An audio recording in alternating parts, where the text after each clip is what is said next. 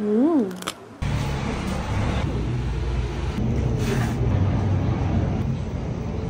24-karat gold lechon. Kakaiba, first time in the Philippines. Hi guys! Tara samahan niyo akong tikman itong sobrang kakaiba na kung tawagin ay golden lechon or gininto ang lechon. At hindi lang yun guys, meron pa silang pasabog na nilalagay na isang buong manok, tapos may longganisa at chorizo pa. Kaya naman dahil sa sobrang sarap at panalo nito, worth it talagang matry. Ito ang Magellan's Lechon na located lang sa may M. Almeda Street, Pateros. Last year nga napuntahan na natin to dahil tinry natin yung black lechon nila. At ayan, nilagay pa nga nila sa wall nila itong picture ko dahil umabot kasi to ng 5 million views. Kasama ko pa nga yung baby ko nung time na yan. At dahil this year, meron na naman silang pakulo kaya ito itatry natin.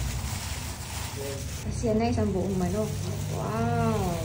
Kakaiba yan ah. Yung manok may timpla din o wala na? Wala po. Pati sa loob ng manok. Wow, yung ganisa rin?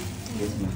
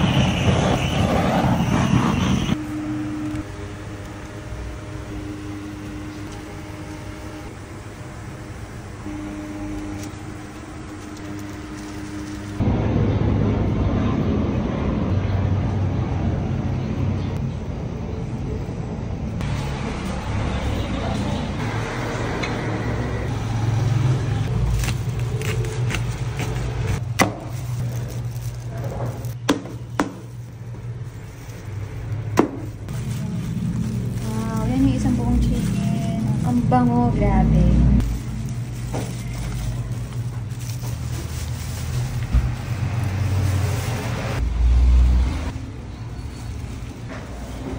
Ang kulit guys, pati lechon ngayon social na. Nagle-level up na talaga lahat. Super excited na nga ako matry ito, kaya naman ano pang inaantay natin guys? Huwag na natin patagalan, i-try na natin! Guys, first time ko lang makakita ng lechon na binalutan ng ginto. Imagine, 24-karat gold lechong baboy. Ang kulit. First time ever in the Philippines. Napaka-unique, di ba? Dito nyo lang makikita. At hindi pa nagtatapos doon, guys. May kakaiba pa silang ginagawa sa mismong baboy. So, naglalagay sila ng 2 buong manok. Tapos nilalagyan na lang ng 1 buong sibuyas sa loob ng mismong manok. Bukod doon, longganisa. Imagine. First time natin nakakita. Lechon, nilalagyan pa ng favorite kong longganisa. Mm. Mm. Oh, wow.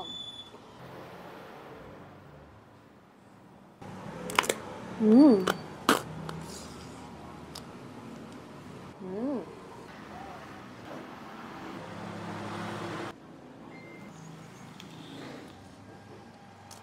Mm. Actually, kahit walang suka, ang sarap na eh. May lasa rin kasi yung pinaka-gold niya. 2 buong manok ang nilalagay nila. Inimbento rin daw nila yan kasi dagdag pampalasa. Plus, longganisa. Ang galing ng pakulo nila, di ba? Kung dati meron silang black lechon, ngayon meron naman silang gold lechon. By the way, itong in-order natin, 1 kilo. 150 daw ang 1 kilo pagka gold yung lechon. So, pagka regular lechon na 1 kilo, 1,000 lang. Ayan, titikman na natin yung pinakaloob niya. Wow! Wow!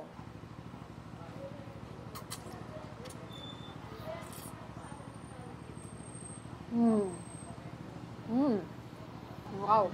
Sobrang juicy, sobrang lasa niya. Yung lasa niya napaka-rich. Kasi yung pinaka-lasa niya, guys, nakakatuwa. Lasa mo yung tamis ng longganisa, yung alat, ang sarap. Basta, ang hirap explain. Worth it matry to.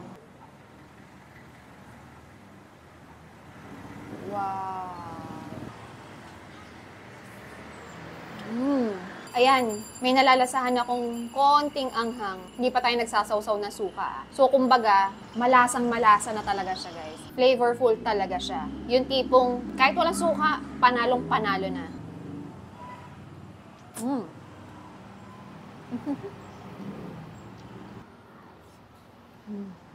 Ang sarap. Imagine niyo yung pagkakaluto sa kanya. Sobrang quality. Sobrang pinag-isipan ng matindi. Kaya yung lasa niya, napakatindi din. Napakatindi sa sarap. O, tikman na rin natin yung paborito natin, longganisa. Siya yung nagdagdag tamis.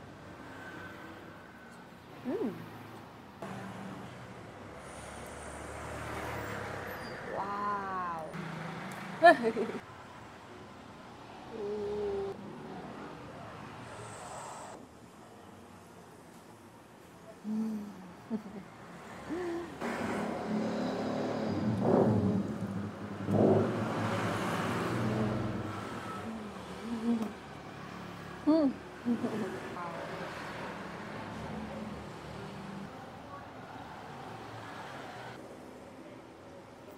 Panalo to, guys.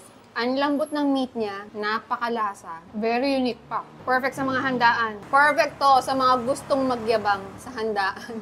O, 'di ba? Meron kang gold lechon. 24 karat gold lechon.